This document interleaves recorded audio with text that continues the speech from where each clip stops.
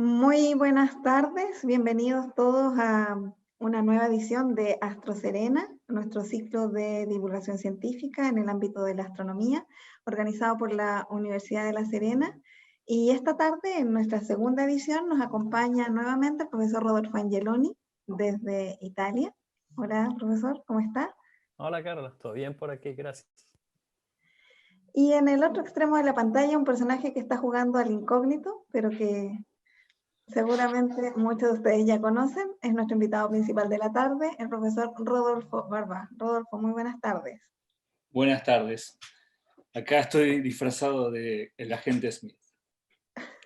Y este juego tiene algo que ver con lo que vamos a conversar esta tarde, porque probablemente muchas personas que hoy se pueden estar conectando, su acercamiento a la temática de la inteligencia artificial tal vez viene por el lado de la ciencia ficción, la literatura, las películas, pero la verdad es que nuestro principal interés es que hoy podamos entender de qué manera la inteligencia artificial se vincula con los procesos de producción científica, con la investigación, y para eso entonces tengo a estos dos fantásticos invitados. Vamos a pedirle a la audiencia que nos ponga a prueba, porque sí estamos en vivo y queremos que nos saluden desde ya en el canal de YouTube de la Universidad de La Serena y nos estén comentando desde dónde están viéndonos esta tarde y sobre todo por qué les interesó esta charla de inteligencia artificial. De esa manera, durante la transmisión vamos a ir leyendo algunos de los comentarios y también, como es costumbre, al cierre, la última media hora, está dedicada a compartir las preguntas, perdón, a compartir con nuestros invitados las preguntas y poder darle respuesta a la gran mayoría de ellas. Así es que están todos invitados a saludar, a participar y a conectarse con este tema. Vamos entonces a partir con nuestro profesor Rodolfo Angeloni, quien nos va a dar la introducción al tema de hoy. Bueno, buenas tardes a todos, nuevamente bienvenidos.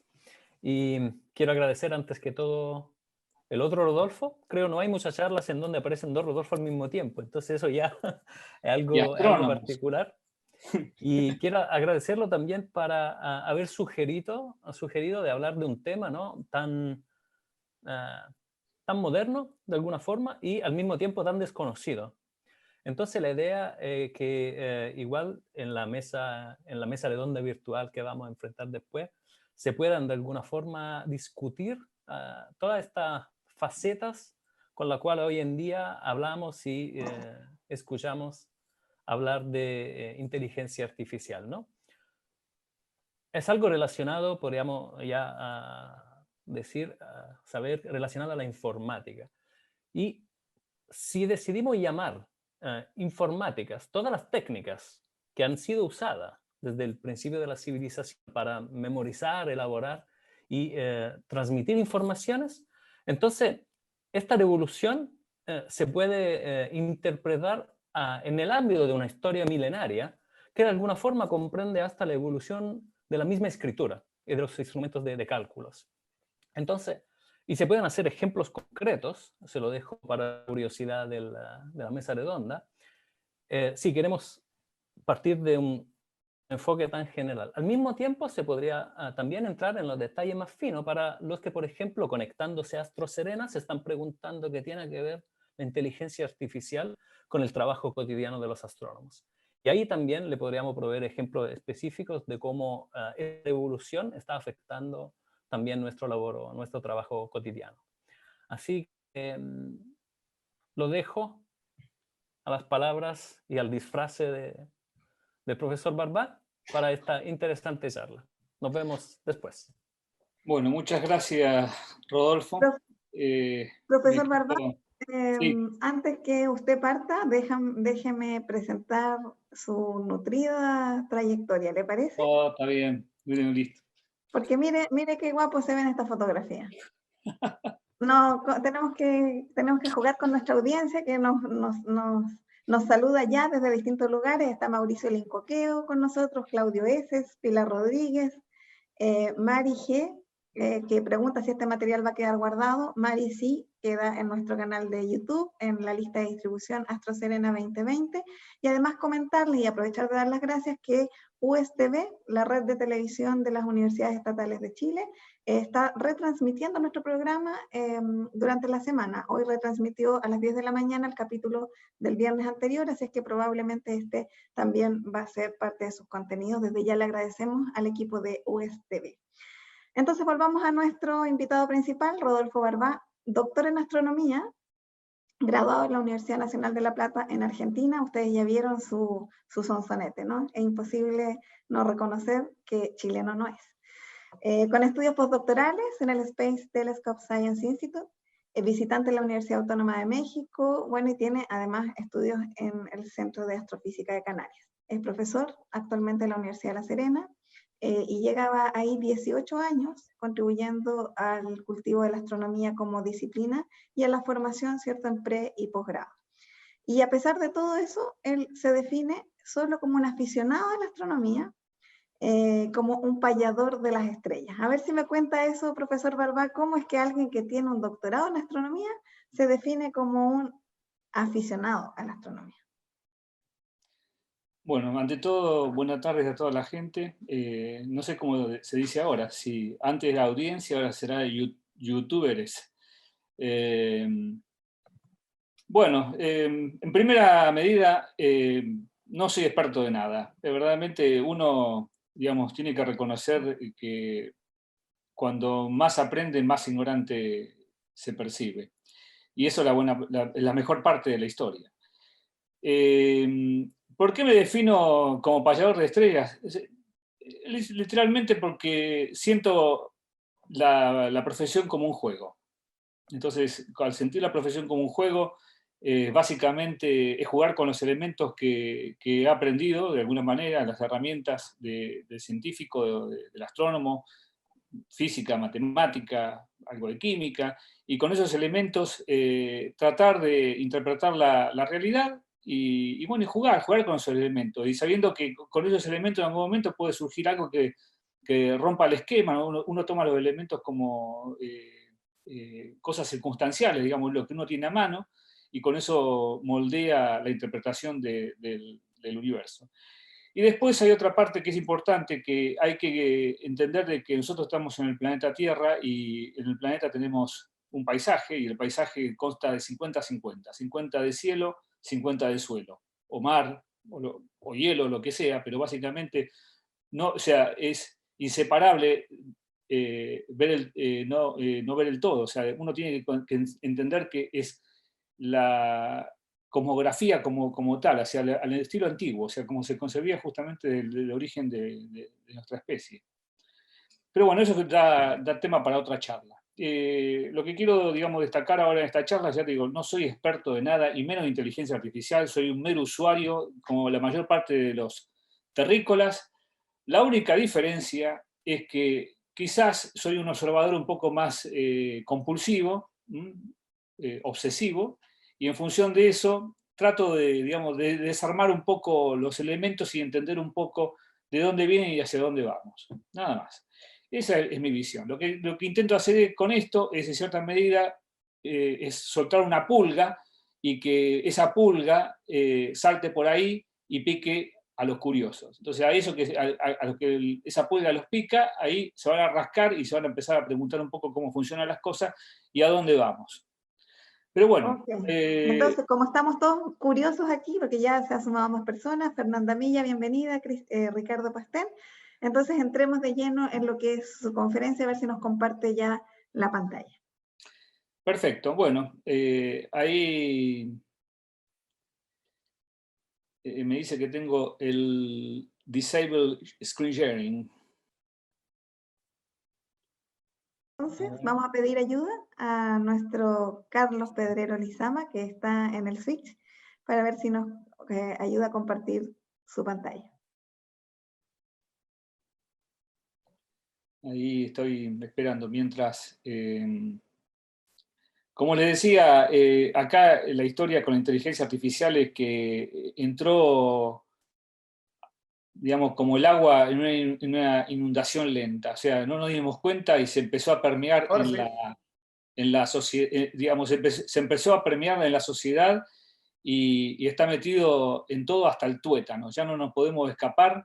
Estamos muy comprometidos como especie en el manejo de esos elementos y de alguna manera tenemos que, digamos, tomar conciencia del poder que significa. Bueno, inteligencia artificial.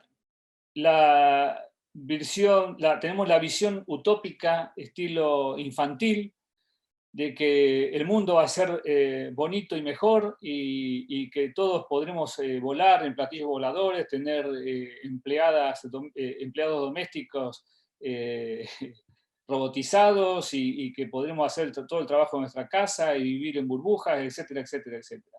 Mismo incluso hasta ha aparecido como un meme la historia esta de los Jetson, los supersónicos, que fíjense del año 1962, de que todo lo que está pasando en esta pandemia ya estaba de alguna manera predicho, digamos, o anunciado en la historia que contaba esta serie, estos de dibujos animados.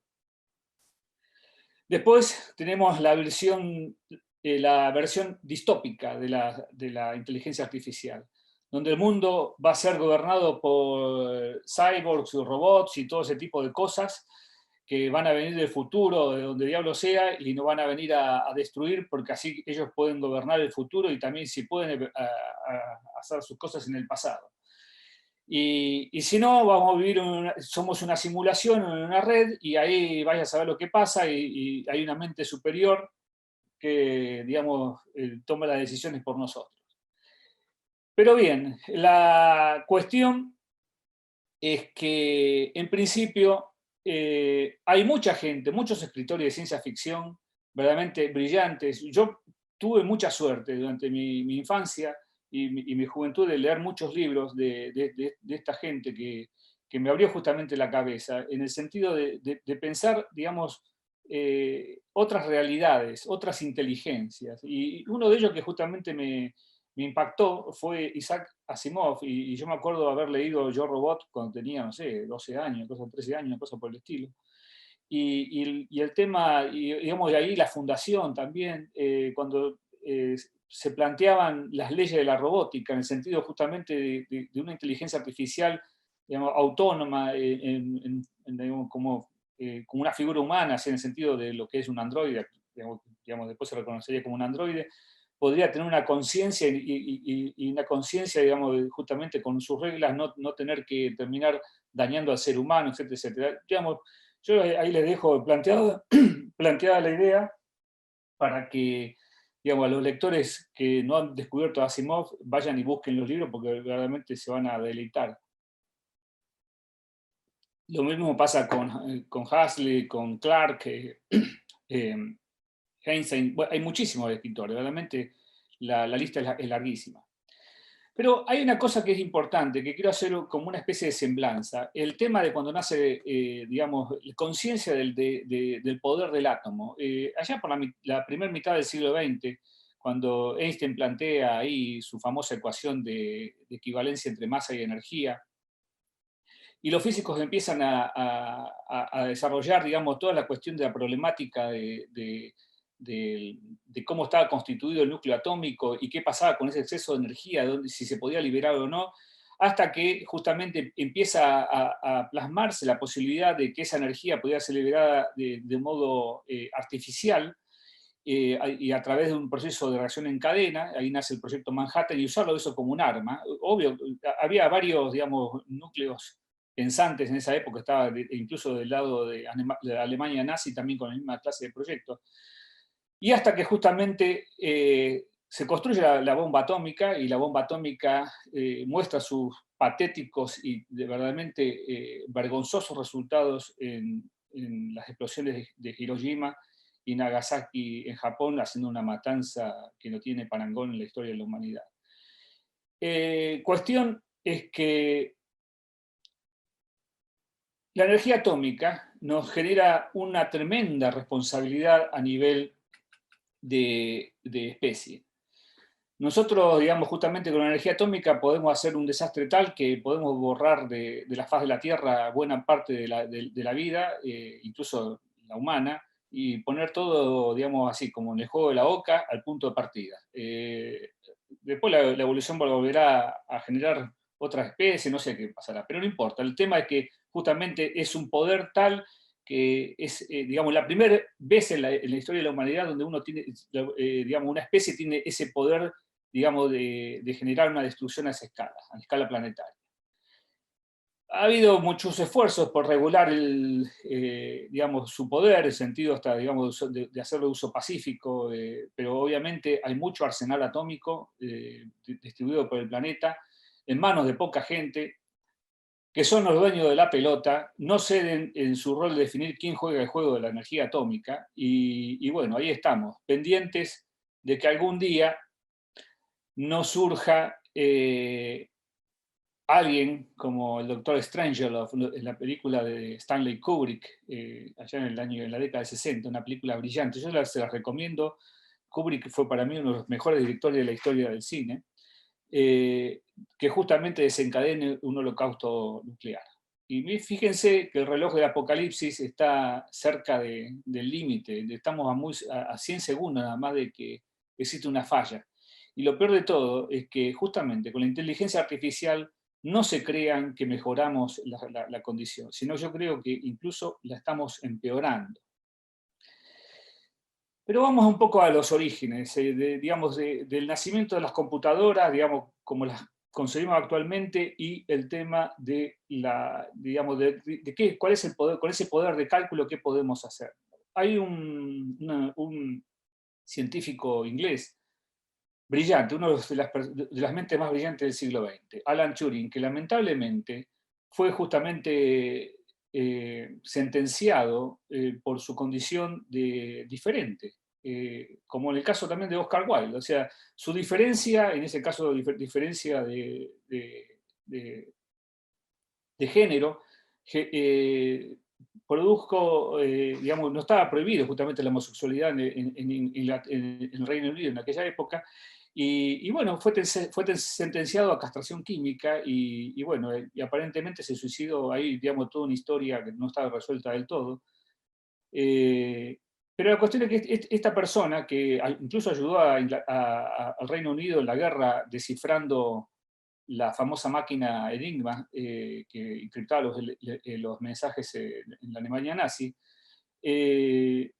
fue uno de los primeros personas que se planteó desde el punto de vista científico qué pasaba justamente si las máquinas podían llegar a ser inteligentes. Y bueno, ahí se creó un test justamente de lo que se conoce ahora como test de Turing, donde una computadora, para ser llamada inteligente, habría que lograr que una persona fuera engañada mediante un test de un diálogo. Bueno, en el año 2014, un chatbot, o sea, un computador que dialogaba con personas, que simulaba ser un niño de 13 años ucraniano, justamente logró pasar ese test. En el sentido que un jurado no pudo, un conjunto grande de personas que formaban parte de un jurado no pudieron develar si se trataba de un computador o una persona. Y como Turing predijo, justamente era para el año 2000 más o menos que iba a suceder eso. O sea, él tenía justamente ya en conciencia de que el progreso tecnológico iba a ser suficiente ya para la escala de 50 años de cuando él lo predijo. Y obviamente la inteligencia artificial está definiendo una nueva era. Fundamentalmente, por lo que yo decía, la energía atómica definió una era en el sentido digamos, de nuestra injerencia planetaria y de cómo justamente nosotros podemos tomar ya decisión a esa escala de lo que es la vida y la muerte. Pero la inteligencia artificial cada vez está más metido a todo nivel. Y justamente está tan entramada en nuestra vida cotidiana, digamos, fundamentalmente lo que, digamos, lo que está en las sociedades conectadas, ¿no? Que la gente usa cada vez más inteligencia artificial sin saberlo, a través justamente de este simple aparatito que está acá, el celular. y que justamente en muchos casos, yo puedo decir la vasta mayoría de la gente no tiene el registro de las consecuencias de su uso. O sea, ¿qué pasa con su uso? Con el uso del celular, por ejemplo. Pero digamos, uno lo puede agregar en todo. Uno va a un navegador cualquiera, cuando está haciendo internet en un computador usa un navegador, y justamente hay unas semillitas que le van injertando distintos programas, por ejemplo, va a una casa de electrodomésticos, a una tienda, a un supermercado, y esas semillitas, lo que llaman los famosos cookies, le van injertando justamente programas que van rastreando la información y van alimentando las bases de datos justamente para adecuar las búsquedas y, todo ese, digamos, y los contenidos que se van mostrando en función de los intereses de los usuarios, porque se van justamente sintonizando. Y ya vamos a ver justamente algunos consejos al respecto. La otra parte justamente es que la inteligencia artificial está injerta en procesos críticos, pero tan críticos como, por ejemplo, para que tengan una idea, el transporte de energía eléctrica en Chile, el 99%, más del 99% está controlado por inteligencia artificial. Entonces, fíjense que cuán crítico es para un país, por ejemplo, el tema de energía eléctrica. Bueno, más del 99% está controlado por inteligencia artificial. Entonces, tenemos la industria, comunicaciones, energía, bancos. Por ejemplo, las transacciones de bolsa, el 85% de las transacciones de bolsa se hacen a través de inteligencia artificial, justamente para evitar los espasmos de la emoción humana, digamos, justamente. De hecho, inclusive está planteado así, de ese modo. En infraestructura, como les comentaba. Y lo peor de todo es que está globalizado, porque, digamos, básicamente las corporaciones que conectan justamente los intereses mundiales están conectados a través de inteligencia artificial, procesos de inteligencia artificial. Y ni hablar, entonces, justamente que esa injerencia de inteligencia artificial es un poder corporativo que presiona sobre las decisiones de los estados justamente para poder regularla. Y les puedo asegurar que ese es el nudo de buena parte de la historia actual. Es justamente cómo controlamos el poder corporativo en la toma de decisiones con inteligencia artificial. ¿Por qué esto es importante? Porque justamente el tema está yo hago el mismo correlato que con el caso de la energía atómica. En la energía atómica, digamos, existen agencias, digamos, que dicen, ok, vamos a hacer esto para la paz, pero justamente hay estados donde no toman, digamos, partidos de lo que dice esa agencia. Ustedes saben el conflicto que hay entre Estados Unidos, Irán, China, Corea del Norte, etcétera, etcétera, etcétera. Eso es, digamos, es parte, digamos, de este, digamos, mecanismo trabado que hay, digamos, en el sentido de la negociación internacional. Pero en el caso de inteligencia artificial todavía es mucho más complicado, porque no hay un límite trazado de decir qué es, digamos, inteligencia artificial para uso pacífico o uso comercial y lo que puede llegar a ser dañino. Hay una charla que dio en el Congreso Futuro en Chile, Martin Hilbert, un sociólogo, un doctor en ciencias sociales muy importante de la Universidad de Davis en California, que justamente yo vi el video hace un tiempo y ahí él relata que, por ejemplo, a través de inteligencia artificial se pueden tomar fotos de Facebook y a través de ese procedimiento decidir el género de la persona en base, digamos, si es tomando fotos de Facebook nada más. O sea, toma la foto y dice, yo sé si usted es homosexual o no, y con un porcentaje que va al 90%, superior al 90%. Imagínense que si ese poder cae en manos, justamente es manejado por agencias gubernamentales de países donde la homosexualidad es todavía causal de, digamos, de penalidades, incluso hasta de muerte. Hay 12 países en el mundo donde todavía sucede eso. Entonces, imagínense qué sucede. Entonces, ya les digo, hay un límite muy impreciso de decir hasta qué punto la inteligencia artificial es beneficiosa y hasta qué punto puede llegar a ser nociva. Y otro punto importante del tema de inteligencia artificial, que también está en discusión actualmente, es el tema de los autómatas, androides, robots, drones y todo ese tipo de parafernalia militar que está cada vez más de moda utilizando en batalla y que justamente no hay una normativa, digamos, a su uso, bueno, ni hablar ni de control. Hasta ahora, digamos, todas las agencias militares dicen, no, todavía la inteligencia militar no afecta porque puede salirse fácilmente de control, pero yo les puedo asegurar que como va la cosa, en el corto plazo vamos a estar metidos en un problema muy serio si no se controla. Incluso, digamos, ahí es donde uno empieza a pensar que, digamos, si no empieza las películas de terror, esas que le contaba recién, se empiezan a hacer realidad. Porque cuando una cosa, digamos, es no manejar armas y otra es manejar armas.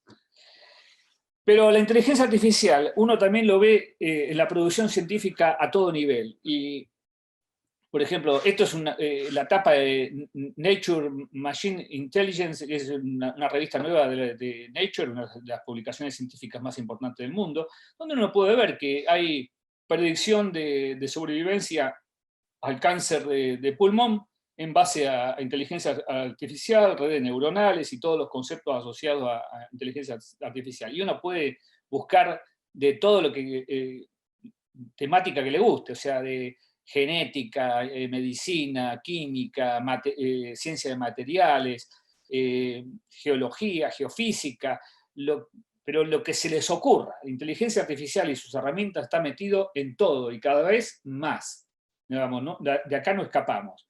No puse nada de astronomía justamente a propósito, porque en astronomía, ya le digo, lo único, hay gente que está pensando así, a ver, sueño que aprieto un botón y digo, a ver, Pitágoras, se llama en mi computadora, se llama Pitágoras. Pitágoras, anda y búscame la función que ajuste, una gasolina que ajuste a este espectro. Entonces, ya ni siquiera programo, sino que viene Pitágoras y busca la función y hace el ajuste y me entrega. Me dice, Pitágoras, escribime el paper. Y ya, Pitágoras escribe el paper. Ya yo lo que tengo que apretar un botón para decirle, ok, mándalo. O sea, a ese nivel. Entonces, ahí empieza uno a pensar, digamos, cuál es nuestro rol. Si apretar botones y dejamos que la inteligencia artificial haga nuestra tarea, o ¿qué hacemos? Pero ya vamos a llegar al final. Como les decía, inteligencia artificial metida hasta el tuétano. Teléfonos inteligentes, tenemos ahí injertado justamente una maquinaria, una parafernalia infernal de programas que nos están de alguna manera tomando control de nuestra vida. Nosotros tenemos cuenta de correo electrónico, la tenemos asociada a un proveedor de servicios. Dice, todo es gratis, jaja, más gigas, más free, todo. No, sí, pero lo estamos pagando.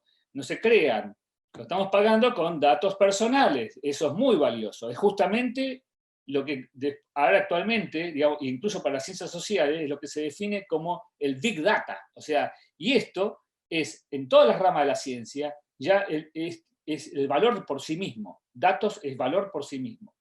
Y en ciencias sociales, fíjense cómo la historia, el Big Data está definido como si fuera el telescopio para la astronomía, a ese nivel. Bueno, con estos datos personales, digamos, ¿qué hacen? Justamente nos toman el control de todo. Hay empresas que saben qué vamos a comprar, qué no vamos a comprar, qué se compra en Chile, qué se compra en Arica, qué se compra en Punta Arenas. Entonces, con eso se toman caminos predictivos. Entonces, ahí interviene la inteligencia artificial. Uno, por ejemplo, agarra, si yo les muestro, voy a un diario local, no quiero decir la marca, y van a ver que por los costados aparecen barritas ahí con publicidad. Esa publicidad que aparece es diferente para cada uno. Está extraída justamente de los cookies, cuando yo estuve buscando, por ejemplo, una estufa, el precio de la estufa en un sitio, en otro sitio, otro sitio. Dice, no, compra estufa acá, y está pum, pum, pum, bombardeando todo el tiempo. Uno, al final, lo que termina viendo es que dice, y le ponen 5 lucas más barata la estufa. 5.000 pesos más barato. Y pasó, ¿eh? Yo quiero comprar una estufa. Esto se los cuento porque es así. Quiero comprar una estufa, pero me vienen con un precio y dije, no, ese precio es demasiado, porque ya digo, no, va a bajar. Y sí, ahora me mandaron un mail diciendo, su estufa espera en el buzón de compra, le tengo una oferta especial, con este cupón usted la tiene 10.000 pesos más barato. Entonces, justamente, eso porque están rastreando mi acción cotidiana. Bueno, por ejemplo, cuenta electrónica, Google Timeline, ahí tienen mis trayectos durante no sé cuántos años, los últimos creo que 5 o 6 años, ahí di vuelta por Argentina, Chile, fui a Nueva Zelanda, España, Italia, por ahí dando vuelta, Centroamérica, ahí cuando fui a la ICIA, en Colombia, ahí en Socorro. Está todo, esto está ahí, yo me voy a morir y esto está en internet. O sea, Google sabe de dónde anduve. Esto, no sé, para los arqueólogos del futuro va a ser interesante. No sé, mientras sobreviva la información digital, ¿no? Porque eso es otra historia. El Google Timeline, fíjense, esto es en febrero, fuimos de vacaciones por el sur, llegamos hasta acá, hasta la altura de Trevelin, fuimos a la Patagonia, Puerto Madryn, después fuimos a Buenos Aires y de vuelta a La Serena. Miren en mayo, no me moví de mi casa. ¿Ven? Está el puntito rojo clavado en La Serena. Bueno, esta es información que tiene Google, y con esto Google hace cosas, como por ejemplo, uno dice, quiero ir a un supermercado, por ejemplo. Entonces busca el supermercado, los supermercados alrededor de la casa, seleccione uno, y ahí tiene el histograma de la ocupación digamos, de los clientes que están en el supermercado según la hora. Entonces, por ejemplo, para el día de viernes, este supermercado está abierto de mañana y de tarde, y uno puede decir, si quiero ir justamente ahora con el tema de la pandemia, cuando no hay gente, me tengo que ir tempranito. Y fíjense. O, por ejemplo, cuando va a la tarde o a la hora de cierre. Entonces, estas son estrategias que uno lo puede visualizar ahora y lo puede hacer para muchas cosas. Pero esto está hecho de una manera, digamos, de alguna manera incremental, en el sentido que los datos están, pero nadie los analiza. Digamos, yo no los analizo porque no tengo una manera de una extracción directa, pero esto Google lo está analizando en tiempo real y toma decisiones. Digamos, y estas decisiones las vende justamente a las empresas que están interesadas en esta información. Waze, la misma historia. Acá me vienen, por ejemplo, anoche, Waze, había dos vagando por ahí y toda la policía esperando. Definición de inteligencia artificial. Miren, eso lo pueden buscar en internet, por ejemplo, en Google. Pues mira, tienen 91 millones de resultados. Recomiendo, por ejemplo, empezar con la información de la Wikipedia. La pueden buscar en Google, o la pueden buscar en Bing, que es otro navegador de la competencia. Ahora, lo interesante de esta historia, como yo les decía, acá hay mucha información que está vinculada a quien busca.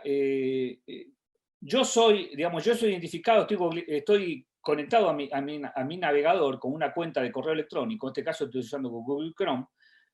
Lo mismo pasaría si estuviera usando Firefox o Safari, cualquier navegador. Pero si ustedes no quieren que justamente su historia de navegación o los cookies queden insertados en su computador, que justamente después le esté tirando publicidad y ese tipo de cosas, les recomiendo utilizar el navegador en modo incógnito. Eso digamos, depende del navegador, hay una serie de comandos que uno tiene que poner, digamos, apretar un par de teclas generalmente, y aparece el navegador en modo incógnito.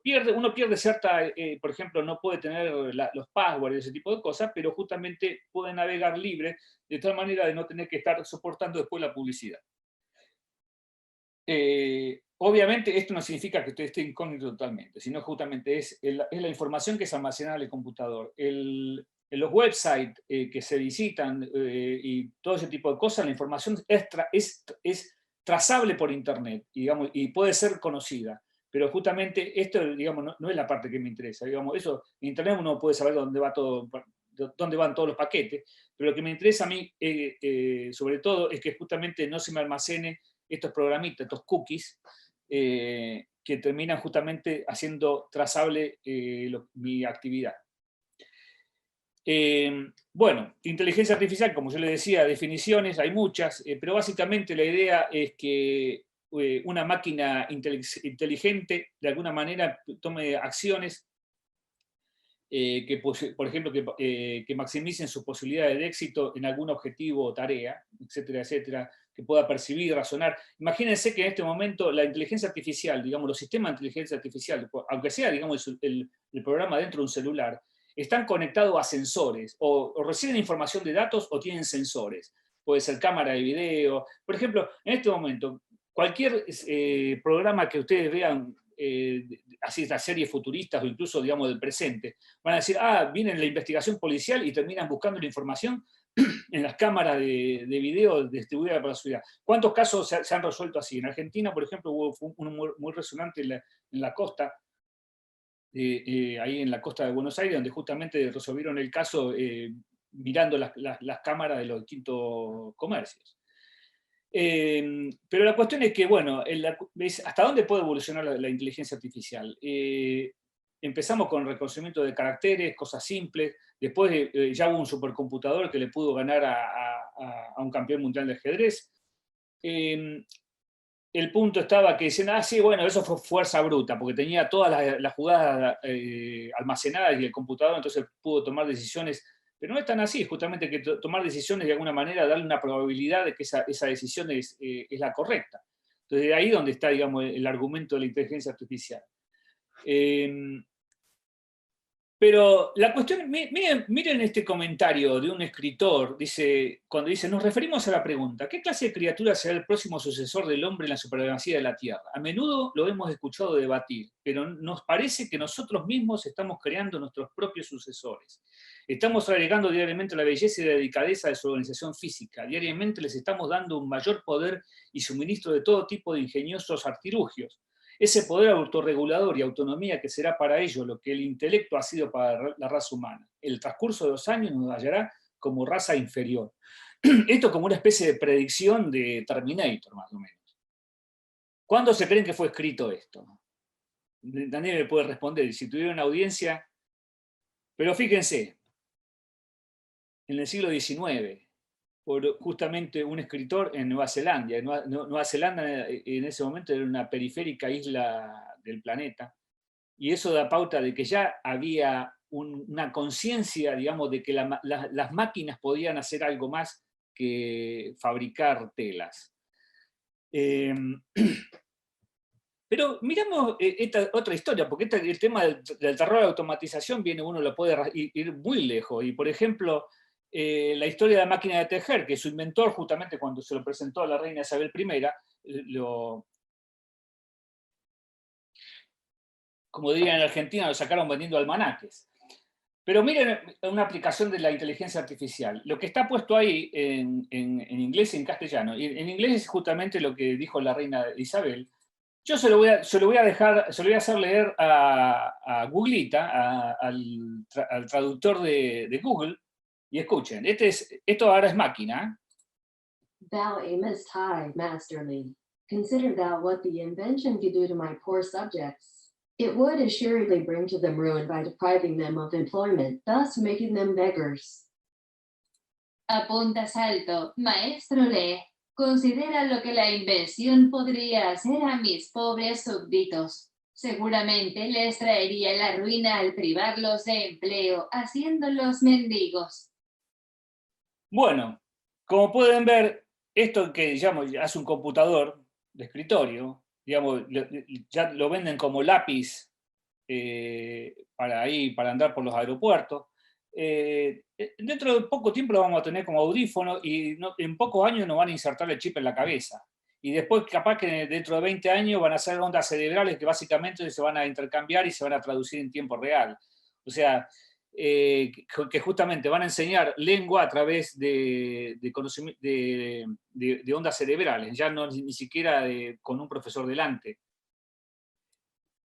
Y el terror de la automatización, por ejemplo, yo les recomiendo una película brillante del año 1951, El hombre del traje blanco, donde justamente un científico loco, digamos, que tenía muchos traspiés en el camino, inventa una tela indestructible, inmanchable, inarrugable, y que justamente se la fue a presentar a los patrones, ahí los dueños de las fábricas, y lo que terminó pasando es que los obreros y los dueños de la fábrica lo persiguieron, casi lo matan, porque justamente su invención iba a terminar dejando a todo en la ruina. Cuestión, ese digamos, es el paradigma digamos, del invento disruptivo, pero siempre digamos, que hay un invento disruptivo, si alguien lo destruye, va a haber otro que va a descubrirlo, así que a la larga se tiene que adoptar. Entonces hay que buscar justamente la estrategia de asimilación. Ahora, el tema está que justamente necesitamos reconvertir a la gente, digamos, en el sentido que si uno deja desempleados a la gente en un momento dado porque hay un un proceso industrial o un proceso de servicio que es reemplazado por inteligencia artificial o procesos de automatización, pero ahí está un punto importante que es cómo hacemos para que la gente transforme su función. Y hay que tomar justamente en cuenta lo que pasa en cierta medida en la historia. A partir de la segunda fase de la industrialización en el siglo XIX, llega la necesidad de, digamos, de tener mano de obra calificada. Entonces, hay que empezar a desarrollar comercios, servicios.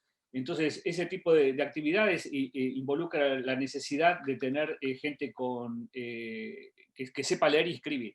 Después viene el tema del derecho, la expansión del derecho a voto. Se empiezan a desarrollar los sistemas públicos de educación de base local, o sea, en el sentido que hay compromiso institucional y todo a nivel de las ciudades. Y las tasas de analfabetismo caen dramáticamente, del 30%, 40% a 5%, por ejemplo, en el 1900 de Inglaterra.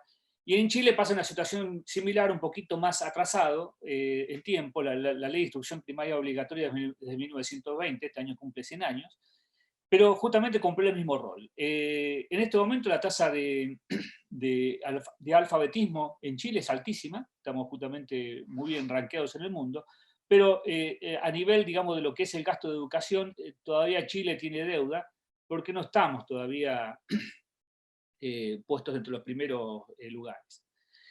Pero la pregunta es... Profesor Barbá, sí. Voy a tener que, en honor al tiempo, ya que nuestra audiencia me está haciendo muchas preguntas, quiero aprovechar de comentar que una de nuestras auditoras, Pilar Rodríguez, pregunta precisamente cuáles pueden ser los aportes de la inteligencia artificial a la educación, y como usted está hablando de este tema, tal vez podemos cerrarlo de inmediato y continuar con las preguntas.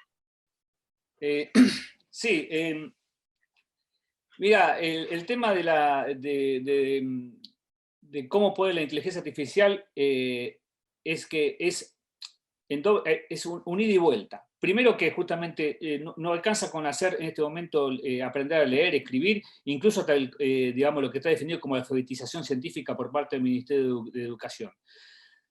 Sino también que no tenemos que, digamos, limitarnos a decir, saber usar una computadora se acaba todo ahí, sino que tenemos que tener conciencia que la alfabetización significa en conocer los procesos que están detrás de la construcción del mundo digital. Entonces, por ejemplo, hay que empezar a tener en cuenta de cómo se diseña esa lógica digamos, de la inteligencia artificial y cómo está justamente inserta. ¿Qué pasa con nuestros datos?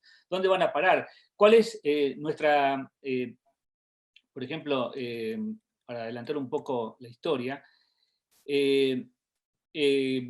por ejemplo, lo que me interesa es saber que están detrás de las aplicaciones que comparten datos. La cuestión importante del tema de la privacidad, o sea, en el sentido del anonimato digital, que es importante, digamos, las personas que puedan conservar el anonimato principal y no justamente puesto con un anzuelo que le ponen delante diciendo, te damos esto gratis, y justamente caen en el anzuelo. Y eso, por ejemplo, con los niños es muy común, que les ofrecen un juego gratis, cosas por el estilo, y van y muerden el anzuelo y están justamente ya dando lugar a que entre por una puerta un montón digamos, de inteligencia artificial que justamente empieza lentamente a hacerle succión de los datos. Y fundamental es crear mentes pensantes adaptadas a educación permanente, porque una de las cosas que justamente yo quería relatar, digamos, pero bueno, no me alcanza el tiempo, pero es justamente la evolución. Cuando yo nací, había un computador que eran básicamente como refrigeradores de gigantes y no hacían prácticamente nada. Fíjense, un RAM de 96 kilobytes. O sea, ahora con 96 kilobytes no es nada. Y yo fui creciendo justamente con estas cosas. Fíjense, ahí fueron, yo creo que mostrando rápidamente una evolución de los computadores. Nace, por ejemplo, el Linux kernel. Uno ve un teléfono Android y dice, el Linux kernel nació en el año 92. Nadie apostaba nada por el Linux. Nadie. Es más, Windows, Microsoft, se reía del Linux kernel. Ahora Microsoft ha perdido justamente la carrera de lo que es sistemas operativos. Se dedica a otra cosa, tiene éxitos notables en otros negocios, pero justamente sistemas operativos perdieron la carrera. Incluso estaban fallados en la construcción de un teléfono. Y así han salido justamente distintos artefactos, y lo que quiero mostrar con esto es que llegamos a este punto del año 62 en que nací, a la actualidad, y estamos ahora en computadores cuánticos. Entonces, la gente joven tiene que comprender que la evolución es cada vez más rápida, y esta evolución más rápida es más penetrante dentro de la estructura de la sociedad. Y tenemos que tener conciencia, pero no es que nosotros, así como adultos, no, hay que a los niños pasarle esa conciencia, porque es fundamental y justamente fundamental dentro del proceso de supervivencia. Profesor, a ese Sí. respecto, Renato Brown, por ejemplo, dice, y siguiendo esta misma línea de pensamiento, ¿será que la inteligencia artificial podría llegar a dominar el mundo? Bueno, eso es parte del paradigma que queda por resolver. Hay justamente cuestiones éticas de decir hasta qué alcance va a tener la injerencia de inteligencia artificial, qué procesos vamos a dejar de hacer y justamente hasta qué punto le vamos a dar autonomía. Y ahí está la cuestión, o sea, digamos, yo no tengo la bola de cristal para decir, sí, va a pasar esto o aquello, justamente, pero cuando más gente tome conciencia y más presión se ponga sobre el poder público para que tome decisiones, mejor va a estar la situación. Si dejamos que justamente a los intereses de las corporaciones manejen la situación, yo no sé cuán lejos va a llegar la humanidad. Ahí, por ejemplo, me parece súper interesante lo que acaba de escribirnos Héctor Fariña, porque efectivamente, ¿cómo hacer esta distinción? ¿Cómo regular aquello que puede ser beneficioso, ¿cierto?, de la inteligencia artificial en distintos ámbitos de nuestra vida, de aquello que no, digamos, cómo lo utilizamos a favor de una política pública, por ejemplo, y él dice, un aporte posible a la educación sería el apoyo como herramienta predictiva para conocer de forma anticipada los principales déficits que podrían presentar los estudiantes en el mercado laboral. Pero también están quienes desde el otro lado, ¿cierto? Dicen, mira, es una intromisión tal vez a la privacidad, o podría establecer ciertas etiquetas, ¿cierto? A las personas impidiéndoles evolucionar con el tiempo en sus competencias. También comentarle, me parece, a propósito de la línea de películas que usted trajo en la presentación, sí. Fernanda Milla dice, profesor, ¿ha visto la película Hair? Yo me imagino que la vio. Sí. Dice, ahí la inteligencia artificial se libera a sí misma del uso que le da el humano. ¿Cree usted que puede llegar a ese nivel en un futuro? Es que, digamos, son parte de los escenarios distópicos, o sea, puede ser totalmente, o sea, por ejemplo, un escenario distópico, que es la película que yo le decía, Doctor Strangelove, es que justamente existe una guerra nuclear, entonces por más que haya una guerra nuclear, olvídense de inteligencia artificial, o sea, el tema está ahí, o sea, en cómo llegar a esos límites sin que, digamos, donde la inteligencia artificial tome su iniciativa propia y nos arrincone. Porque, por ejemplo, fijemos la idea de que alguien haga un programa. De hecho, hay inclusive, yo tenía intenciones de leer un capítulo, una página de este libro, no sé si alcanzan a leerlo, uno de Stanislaw Lem, Suma Tecnológica. Este libro justamente plantea esa cuestión de la construcción del mundo y cómo justamente podemos construir un futuro pensado, porque acá justamente, o sea, tenemos que dejar justamente de estar pensando de que la cuestión pasa por la acumulación, por la cuestión de consumo, o sea, que todo lo que tengamos que vivir sea por el puro consumo, por la pura producción. Una de las cosas que está sucediendo en la famosa pandemia esta es que justamente la gente está empezando a vivir con cosas más simples, o sea, porque justamente no está esa vorágine de consumo, no se puede hacer, y obviamente la maquinaria se para, hay mucha gente que está sufriendo estas consecuencias, económicas, pero ahí está la cuestión, ¿cuánto de eso no es superfluo? ¿Cuánto estamos construyendo un mundo que está justamente basado sobre una cadena de producción que justamente está sobredimensionada a las capacidades que tiene el planeta? Le comparto otra pregunta.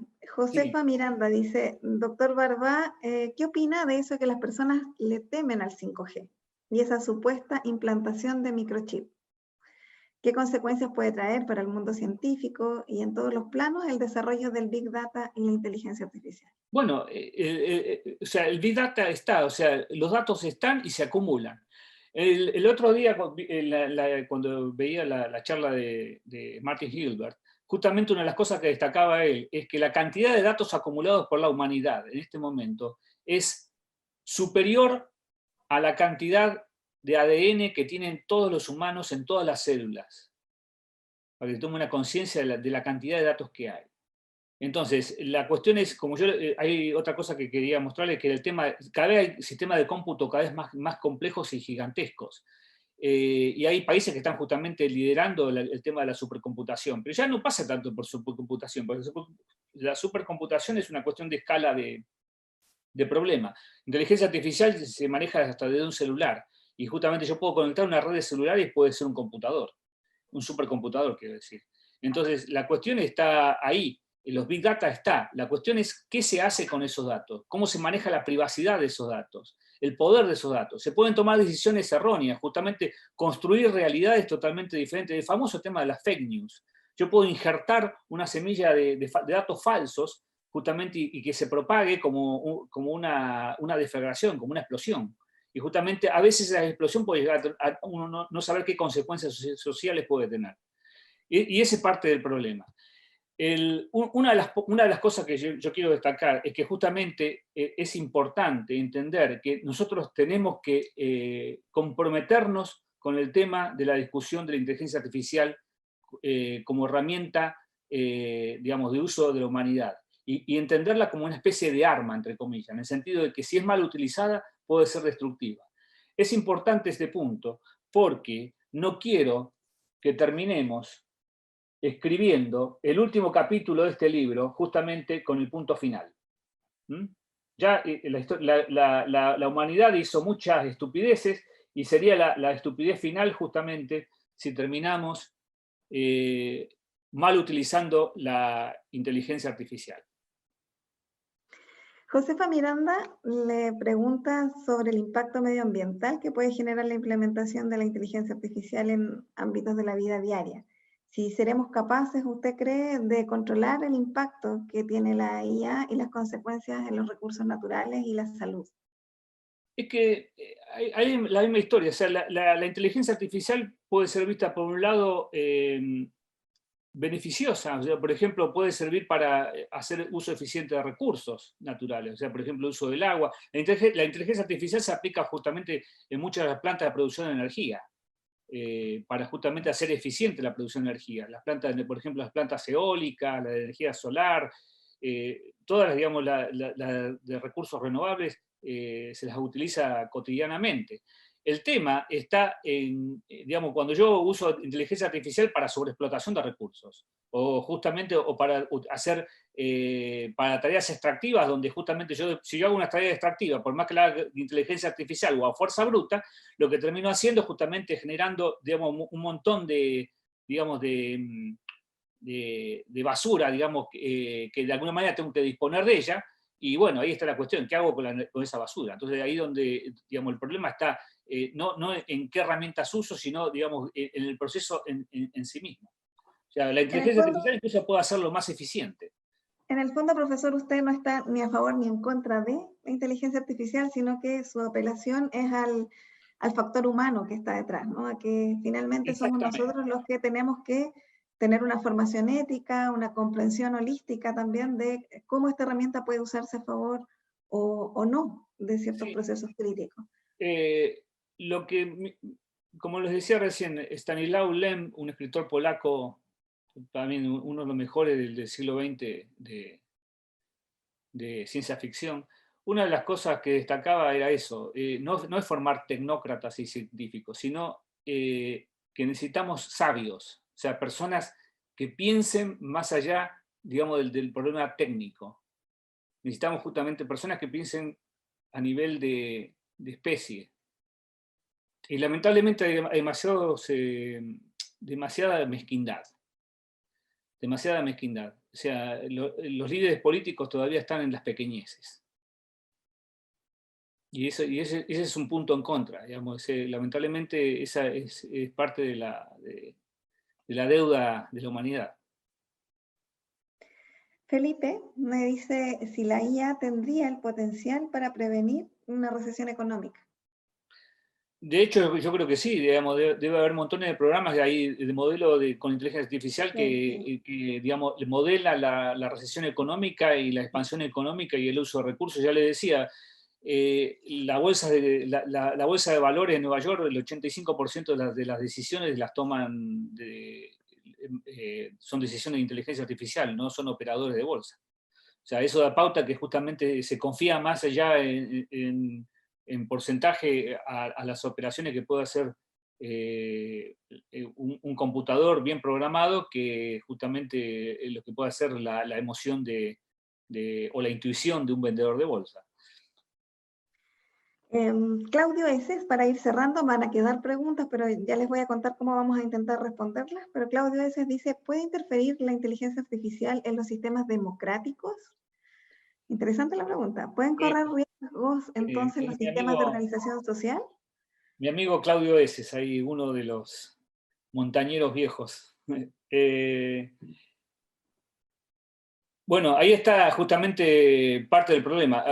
Si ustedes recuerdan el famoso asunto entre Cambridge Analytics y Facebook y el tema de la intervención de las elecciones norteamericanas y el manipuleo digamos, de la información de Facebook para justamente introducir publicidad sesgada y noticias sesgadas en cuentas de ciertos usuarios de Facebook.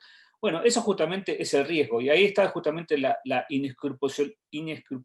inescrupulosidad de la gente que maneja esos recursos de una manera, digamos, dañina, ¿no? Porque, y como yo digo, o sea, lamentablemente hay mucha mezquindad, y esa mezquindad termina haciendo que se manejen los datos y la información de una manera perversa.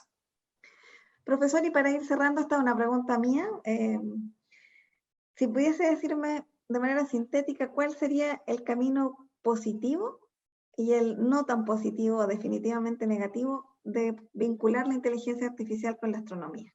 ¿Cuál es la potencialidad que le ofrece a esta ciencia y cuál es el riesgo que también puede correr? Es el mismo que tiene la especie humana.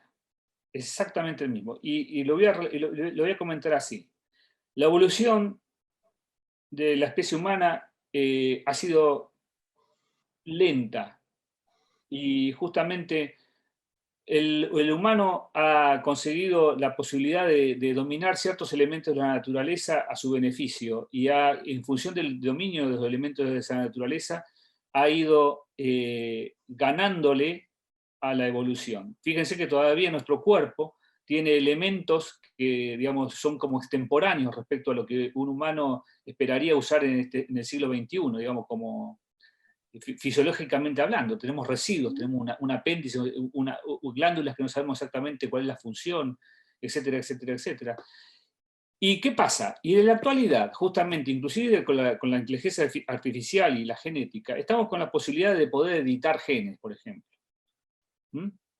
Y ya ahí podemos empezar a tomar decisiones de qué clase de personas queremos construir. O sea, qué clase de seres vivos queremos construir. Y ahí estamos a otro nivel.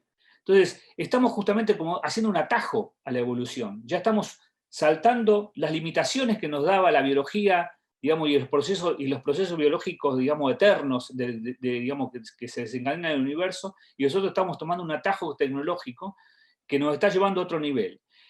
Pero justamente la inteligencia artificial y el tema de los datos, hay otra componente muy fuerte, que es el tema de la tradición. Cuando antes uno, por ejemplo, le contaba un cuento a un niño, le contaba un relato que venía del abuelo, del bisabuelo, y entonces así antiguamente se trasladaban los relatos, hasta que se inventó la escritura, y la escritura empezó justamente a plasmar de alguna manera los relatos y los congelaba en el tiempo, y uno empezaba justamente incluso hasta poder contrastar de cómo los relatos iban evolucionando. En la actualidad, justamente, todo el relato de la humanidad está quedando de modo digital. Ya dice, quiero ver el cuento de Caperucita Roja, nadie va a comprar el libro, va y lo busca en internet. Entonces, así como que internet pasa a ser el cerebro comunitario, digamos, el cerebro globalizado. La información está toda depositada en internet. Bueno, en astronomía suceden cosas parecidas. Justamente empieza a haber concentración de recursos y esa concentración de recursos empieza a estar disponible justamente detrás de maquinaria de inteligencia artificial que intentan justamente extraer información de una manera, yo hasta diría, compulsiva. Y justamente se pierden una parte importante, que es la contemplación. Si no se contempla, el universo no se entiende. Si no se contempla la vida, diría yo, ¿cierto? Es tan importante ese En ejercicio general, yo no, antiguo y que hemos digamos, ido perdiendo. es contemplar, digamos, lo digo en general, digamos, en el sentido de incluso la vida, digamos, lo que pasa delante de uno. O sea, uno puede la vida, el paisaje, el aire, los latidos del corazón, la respiración. Más sabiduría, con esa frase me quedo, profesor Barba, más sabiduría es la que necesitamos, es la invitación de esta tarde en esta charla de inteligencia artificial y astronomía. Que nos quedaron preguntas, por cierto, porque el tiempo se nos hizo muy, muy corto, así es que yo quiero darle la palabra al profesor Angeloni, que tiene una novedad que contarnos respecto de eso, porque como las preguntas a veces son más de las que podemos contestar en cámara, vamos a hacer una innovación esta semana. ¿Nos cuenta, profesor Angeloni? Bueno, la idea que tuvimos para de alguna forma hacer más vivo esto Astro Serena y para satisfacer todas las curiosidades que pudieran surgir durante estas interesantísimas conversaciones es que todas las preguntas que por la falta de tiempo no se ha podido contestar serán seleccionadas y nuestro speaker, en este caso el profesor Barba, grabará un audio mensaje contestando a la pregunta que después nosotros subiremos tanto en la página web como en el canal YouTube USERENA Oficial de nuestra universidad. Así es que para todas las personas que nos hicieron preguntas y que no alcancé a formularlas, insistirles entonces que durante la semana, en los próximos días, nos den un tiempito, porque el profesor también tiene que grabar estas respuestas, así que a Renato, a Felipe, a Flavio Sarmiento, a Josefa Miranda, a Claudio, Diego Tapia, Héctor Fariña, aquí M. Yuyana, no sé el nombre, pero hizo una pregunta muy interesante sobre un proyecto que se llama Neuralink, que yo creo que es interesante contestar probablemente de manera específica. Fernanda, Josefa, Ricardo, etcétera, muchas gracias por las preguntas, por la interacción de esta tarde. Y comentarles que nuestro próximo encuentro va a ser sobre otro tema muy, muy interesante para el país y para esta región en particular, la región de Coquimbo, ¿cierto?, que tiene que ver con la contaminación lumínica, y nos va a acompañar el profesor Uchima. Rodolfo, no sé si nos puedes contar un poco de qué se va a tratar la próxima sesión. Vamos básicamente a contar un poco qué es este problema que se está enfrentando ya desde algunos años, no solo en astronomía, sino en general, en el contexto más amplio de la ecología y también de las ciencias sociales, y que como básicamente por culpa de un excesivo alumbrado público industrial estamos perdiendo lo que justamente el profesor Barbay llamaba el 50%, ¿no?, del paisaje, el cielo. Ahora, mucha de nuestra, podríamos decir, hasta identidad cultural se construyó también en base a la observación del cielo nocturno. Piensen en toda la mitología que se ha transferido en la lectura del libro del cielo. Y esto está afectando, esta pérdida del cielo está afectando nuestra sociedad y también nuestras ciencias. Y el tema de la charla de la próxima charla va a ser justamente explicar y caracterizar qué es este problema de la contaminación lumínica y describir los esfuerzos que en particular en nuestra región, en particular nuestra universidad ha puesto en la cancha para básicamente estudiar y mitigar el problema. Y el primer paso para solucionar un problema es justamente entenderlo.